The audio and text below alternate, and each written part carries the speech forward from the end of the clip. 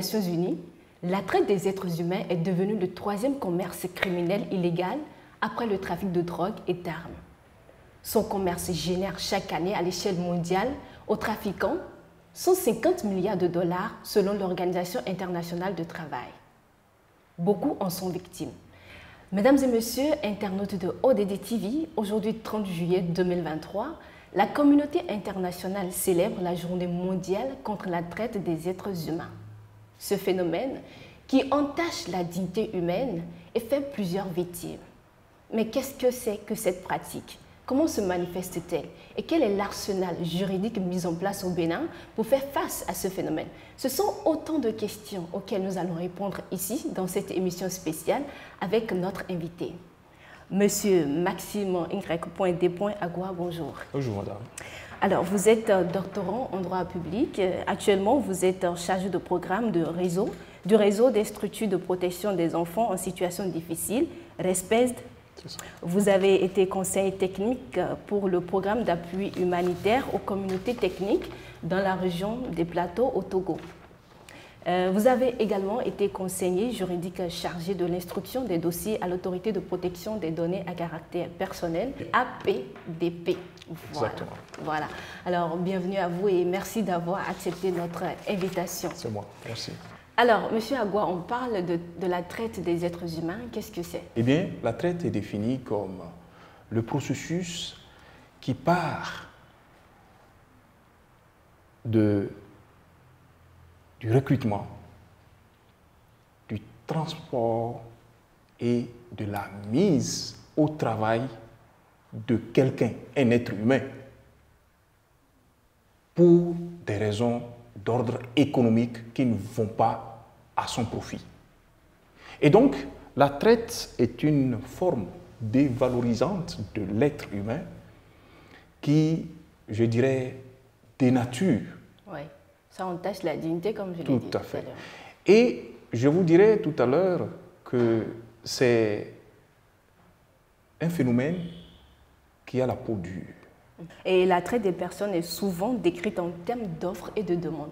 Alors, quels sont les facteurs qui expliquent ces termes offre et demande?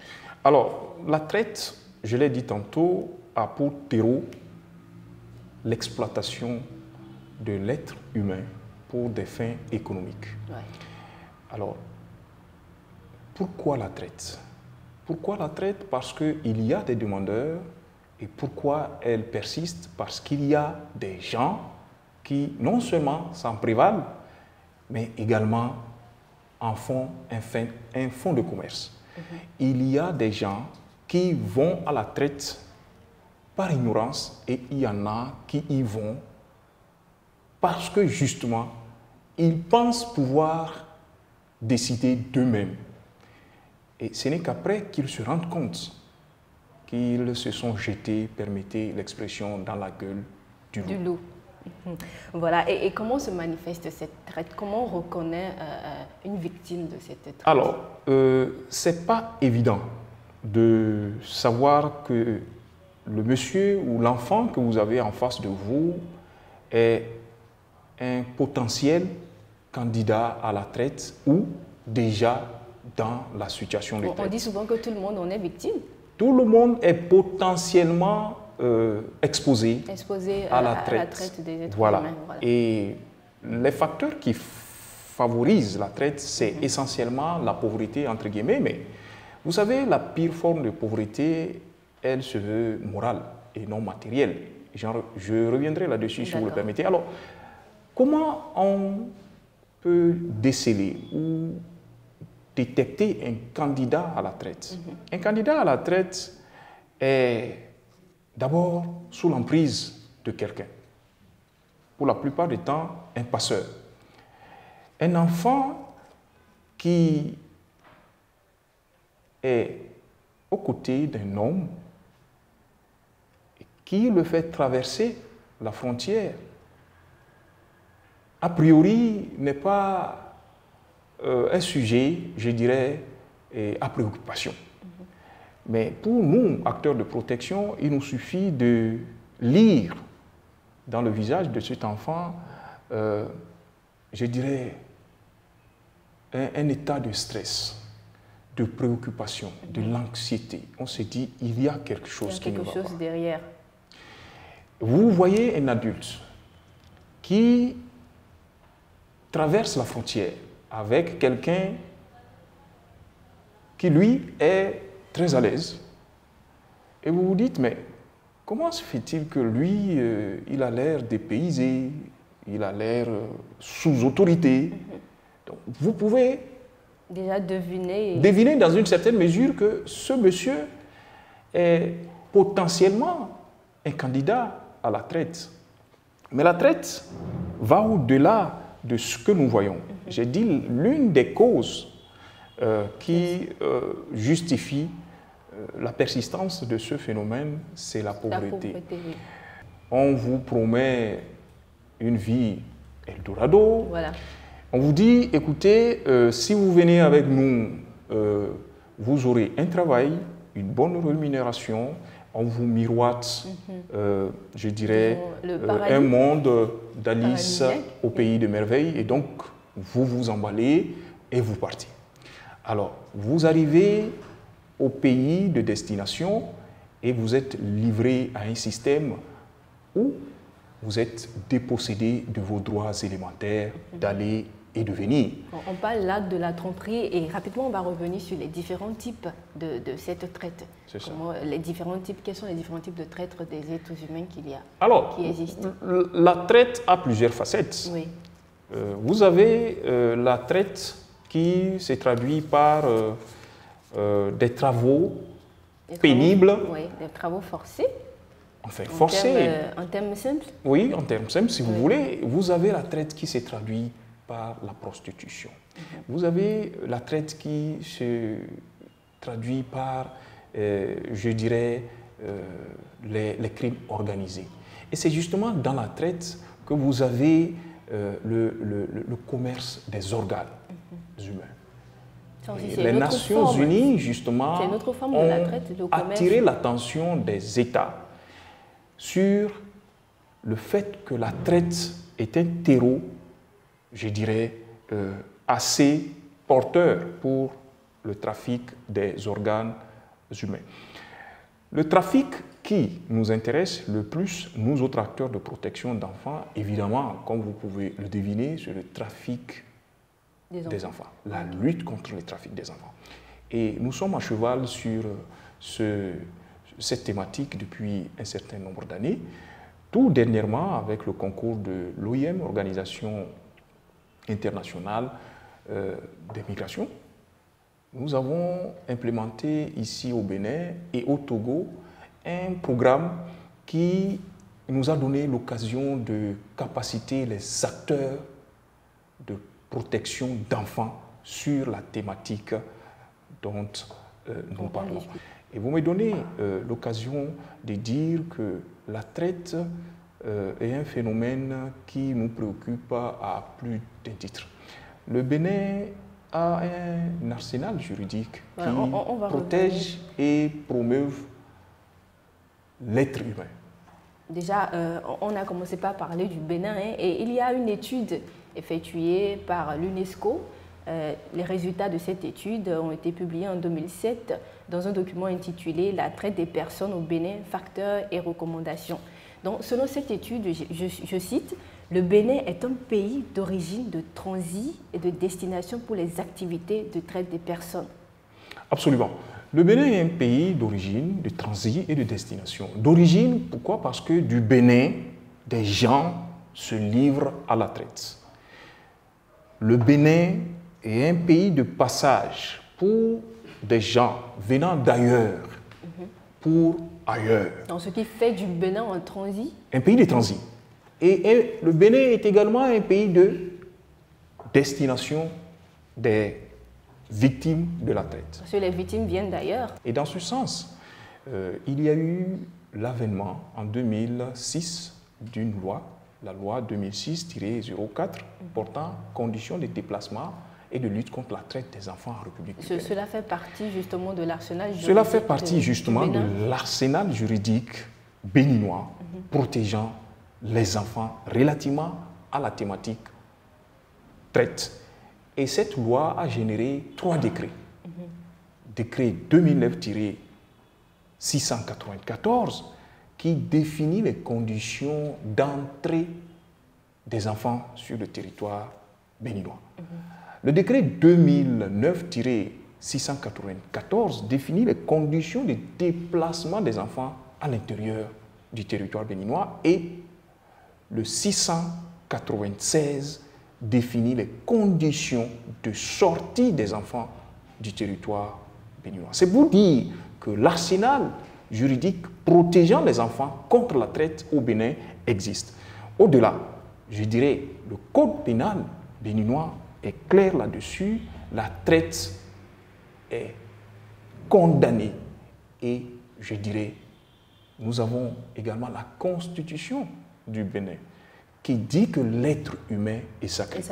L'être humain est sacré, je l'ai dit tantôt, la traite vous dénature, la traite vous dégrade, la traite vous vide de votre substance en tant qu'être humain. Et donc, au Bénin, nous avons un cadre juridique, je dirais, assez protecteur. Mais cela n'est peut-être pas suffisant, mais au-delà, je dirais que le Bénin est parti aussi à des conventions qui protègent l'être humain contre la traite. Vous avez comment dire, la convention de Palerme, actée par les Nations Unies en 2000, qui dénonce et dit clairement qu'il n'est pas question de permettre que ce phénomène perdure dans le temps. D'accord. Cet arsenal est là, mais est-ce que tous ces instruments juridiques que vous venez de citer ont un certain impact sur le terrain? Si on doit évaluer l'impact, qu'est-ce qu'on aurait en données statistiques? Alors, vous savez, à l'instar d'autres pays africains, le Bénin souffre, je dirais, d'un système de production plus ou moins fiable de statistiques, ou pour ainsi dire des données. Mais il n'en demeure pas moins qu'un effort est fait dans ce sens.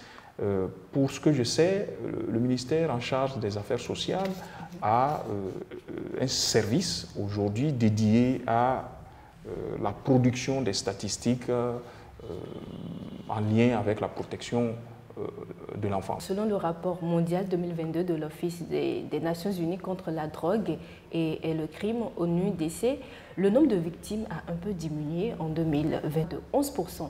Alors, ces instruments juridiques au Bénin aujourd'hui que vous avez cités, on ne peut pas évaluer véritablement leur impact, mais est-ce que cette réduction est vraiment remarquable au Bénin aujourd'hui?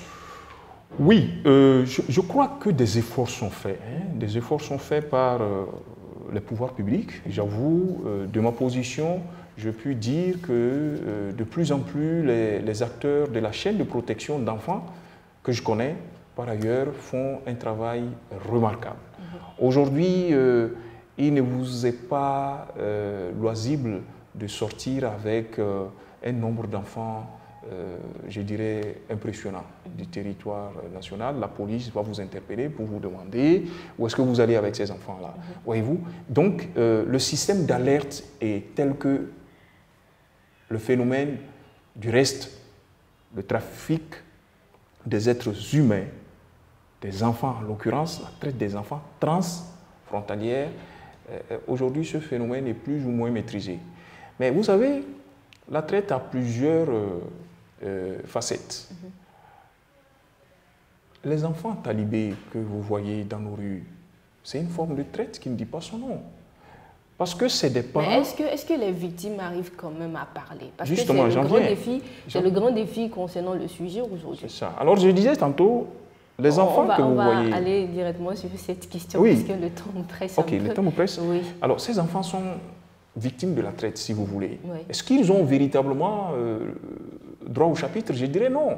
Parce que, comme je l'ai dit tantôt, vous êtes recrutés et vous êtes soumis à un système qui vous vide de vos droits élémentaires. Et vous conviendrez avec moi que l'un des droits fondamentaux et élémentaires d'un homme, c'est de dire ce qu'il pense et c'est de s'exprimer. Vous n'avez même pas le droit de dire « j'ai mal à la tête, ce matin, je n'ai pas envie d'aller au champ ». Alors, et comment ces victimes sont identifiées? Comment elles sont accompagnées? Est-ce qu'il y a des dispositifs mis en place pour les accompagner, pour les aider vraiment à se sauver? oui, vous avez au plan institutionnel les organes de l'État, les CPS, qui reçoivent par exemple des enfants victimes de la traite et on fait le référencement. Vous avez des ONG et donc vous avez des partenaires techniques et financiers qui nous accompagnent, nous autres acteurs de protection, dans le processus de récupération de ces enfants et de leur réinsertion socio-économique au Bénin. Et donc des efforts sont faits dans ce sens. Je puis dire que lutter contre la traite obéit, à mon sens, à une trilogie. La prévention, la répression, mais il faut évidemment sensibiliser et maintenir cette dynamique-là dans le temps.